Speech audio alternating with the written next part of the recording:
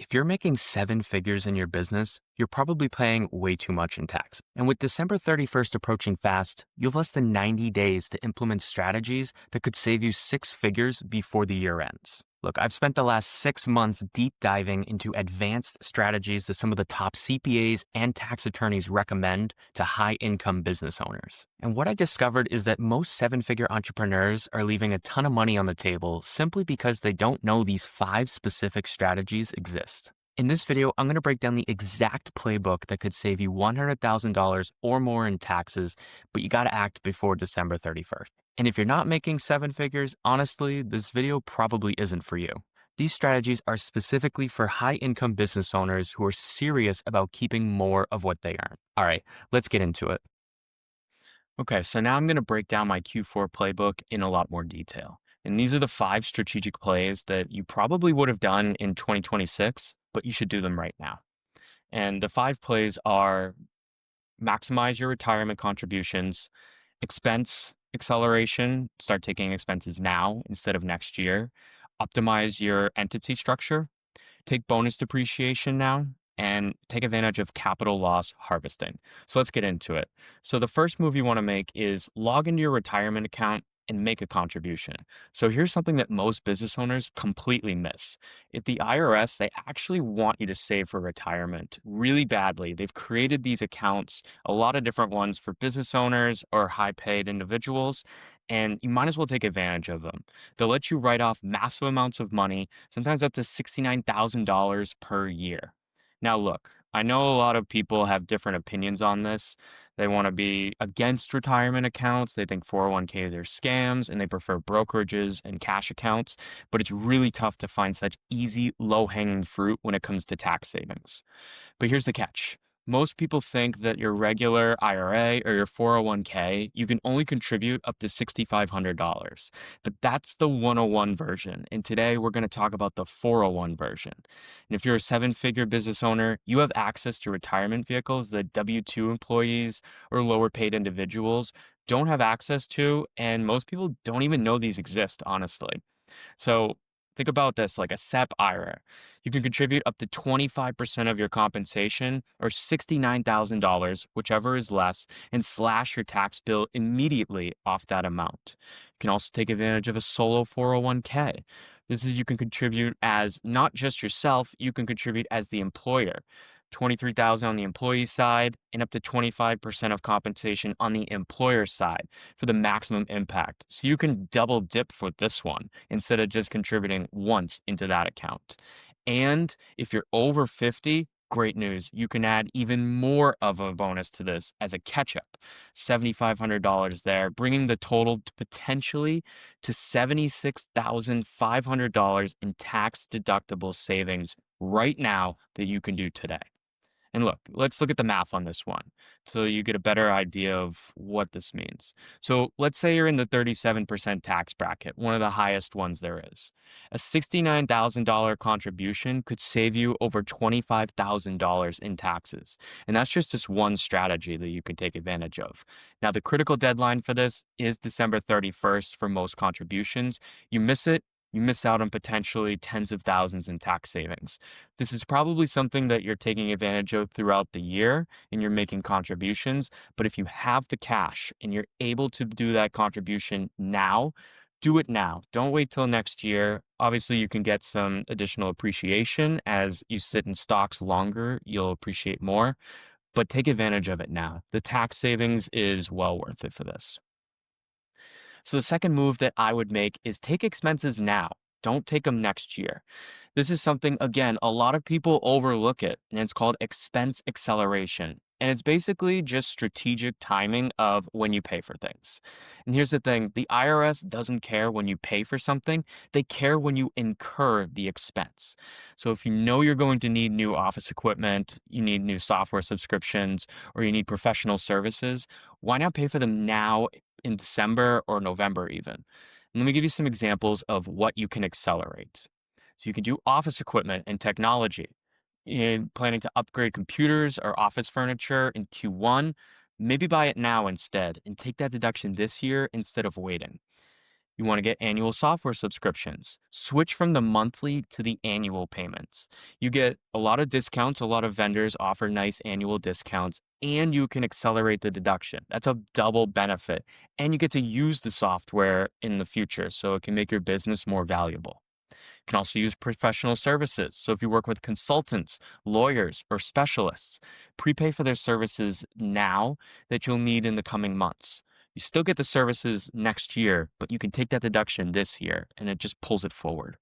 Also, marketing investments. Are you planning a big marketing push? Do you want to invest in more ads? You could prepay for advertising, website development, or marketing tools before year end. Again, a lot of these, the thing is, you get to take advantage of it still next year, but you get a benefit this year as well. You want to double dip in both of these occasions. But here's the key. You can't just take random expenses for this. They got to be legitimate business expenses that you would have incurred anyways. The IRS is not stupid. They have invested heavily into AI and fraud detection to find bad expense acceleration from a mile away. So the beauty of this strategy is that it's essentially an interest-free loan from the government. You're taking deductions now and deferring the tax burden to future years when your income might be lower or when tax rates might be different. So this one is really good, especially for high income business owners. Speaking of tax rates, let's move on to one that directly impacts the tax rate and how much you pay in taxes. So the third move I would make is to look into entity structure optimization. This is when things get really interesting, and it's something that could save you $50,000 to $100,000 per year and every year going forward. So most business owners, they set up their entity structure when they start out their business. Maybe you get an LLC, maybe you form an S corp, and then you never revisit it. But as your income grows, as your team grows, you outgrow your beginner setup. So, a couple of mistakes people make, especially with the LLCs, they stick with the default taxation. You're getting destroyed by the 15.3% self-employment taxes on top of the regular income taxes you pay. So maybe for someone in that case, maybe it's time to consider an S corp election, where you split the income between salaries and distributions, and you pay payroll taxes only on the salary portion. And this is massive savings because you get to avoid a lot of that self-employment tax, and distributions are only subject to an income tax. So let me give you an example of this. So let's say you pay yourself a $150,000 salary and you take $350,000 in distributions. Now, initially, you could have paid that all as distributions to yourself or owner draws if you're an LLC. But if you make that switch to the S Corp, you just saved yourself $53,500 in self-employment taxes. So what made sense at $100,000 in revenue might be costing you tens of thousands at $1 million in revenue. So you need to evaluate your structure now. There's no better time to do it than at the end of the year. And again, another important thing I want you to remember, this salary thing. The IRS requires a reasonable salary, but that's a gray area. Work with a qualified tax professional and they can help you optimize your structure and figure out what's the right salary to pay yourself. Now, again, this strategy here for move three, this is not a random decision. Some of the other ones I've talked about, you can just open your account, click a few buttons, and you get the savings. This one is a lot more strategic. There are additional compliance requirements, payroll setup, and other considerations that come with that change. Now, just because I'm saying that this might be a great move doesn't mean it 100% is for you. Some business owners might need a C Corp. Others might need an S Corp, and others might need even more advanced structures like management companies or holding companies. What you should do is you should just evaluate what you have right now against your current income level and your business goals. Again, what made sense at six figures might not make sense for you at that seven-figure run rate. Reconsider it this time. So the fourth move that I would make now, this one, not everyone's going to be able to do this. This is for very specific business owners, but if you can use it, It might be the most powerful of the five that I talk about, and that's bonus depreciation. So, a quick update on this. This was actually going to be phased out in 2026 and 27. However, when the Big Beautiful Bill passed, it brought back 100% bonus depreciation. This is a really good thing, especially if you're a business owner who can take advantage of it. So, let's break it down. What you get is a 100% immediate write off. Now, this is for qualifying property if you have it. You can deduct the full cost in the year you put it into service. You don't have to wait, you don't have to do a depreciation schedule over a few years. You could take that depreciation now instead. And it has no deduction limit. There's no cap on the amount that you can deduct through bonus depreciation. Again, as long as it's qualifying business property. The main requirement is that it needs over 50% business use. Must be used more than 50% for business purposes to qualify. Can't just use personal items. Maybe you want to go buy a Lamborghini or a nice vehicle and choose to deduct it immediately. But if you're using that for personal reasons, you're not going to be able to use this. Things you can use it for, though, other examples is like equipment and business vehicles. So need a delivery truck. It could be an $80,000 vehicle that could be fully deducted this year. Same with computers, machinery, and technology. And it also applies to new and used property. It doesn't have to just be something new that you buy. You could buy used equipment and still get the full deduction. And the critical requirement here, not just the business use, but when you place it into service. This is why you have to do this right now, because it must be placed in service before December 31st. You can't just buy it. It has to be delivered, installed, and ready for use before 2026. If you check all of these boxes off, you could take 100% bonus depreciation. Now, I know what you're thinking. You might think this sounds way too good to be true. There's no way that people can just take a full deduction for that. But for the right person, this is another massive interest free loan from the government. You get the full deduction now, you reduce your current year taxes, and you don't have to pay it back until you sell the asset years down the road.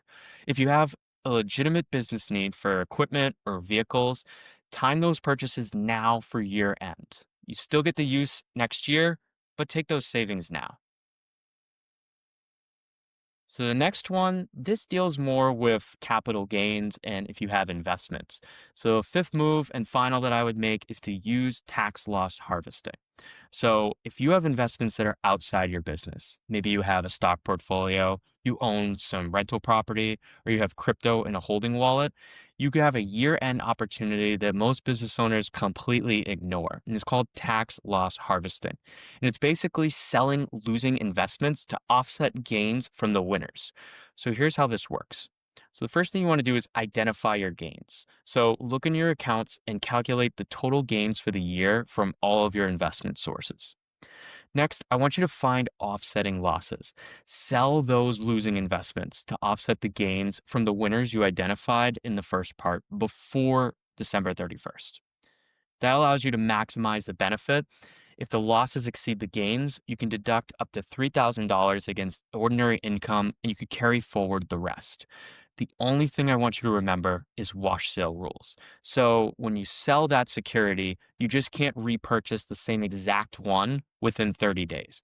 But you can buy similar investments to maintain market exposure, maybe if you want to stay in crypto or if you want to stay in a specific sector of the stock market. So let's look at an example of this. So if you made $100,000 in capital gains this year, if you have $30,000 in losses, you can offset $30,000 of the gains and you can reduce your taxable capital gains to $70,000 instead of $100,000. That's a huge savings that you can make and it doesn't take much work to do. And the reason why you really want to do this tax loss harvesting is the difference between short-term and long-term capital gains. So harvest those losses to offset the short-term gains first. Because remember, short-term gains are taxed at ordinary income rates, whereas the long-term rates are capitalized at capital gains rates of 20%, 15, and 0. So you want to take out the short-term gains first, save the most amount of taxes. And again, the deadline for this, all trades, settle them by December 31st for them to count. So act now so you can capture that benefit. So here's the conclusion and action steps. Again, if you're making seven figures in your business, you're already in the highest tax brackets. You need to do whatever you can to lower your taxable income so you don't overpay what you don't need to. So here's the five things that you should do immediately today. One is look at your retirement contributions, get up to 76,000 in tax deductible savings if you take advantage of that. Expense acceleration, try to take your deductions now if you can for any equipment or any services that you need. Optimize your entity. Potentially, that's $50,000 plus in annual savings just right there. You can use bonus depreciation as well, 100% immediate write off on any qualifying property, and use capital loss harvesting. If you have losses, use them to offset your gains. You'll immediately reduce your tax liability just right there. So those are the five strategies that I would use today if I was you. Now, an important disclaimer here is that every business situation is different. What works for one seven-figure business owner might not work for another. The only thing I can guarantee is that if you do nothing today and you just leave whatever you have as your taxable income, it's going to be your most expensive option. You need to be proactively planning this stuff, strategizing, finding ways that you can lower it, doing creative things that can help you. If you're not actively planning your taxes, you're probably paying way more than you need to. So, if you want help implementing this, there's two ways that I can help you. One, I've put together a complete Q4 year-end tax kit. It's a month by month from October through December action plan with specific deadlines, required documentation, and implementation steps. I'll link it down in the video description so you can download it for free. And if you want to work with me to personally implement all of this for you, consider my tax firm Capital Hawk. Our offer to you is that I'll audit your entire tax situation and find at least $15,000 plus in tax savings within 14 days or you don't pay. So if that interests you and you want to learn more about that offer and deliverables behind it, click the link here or I'll put a link in the description.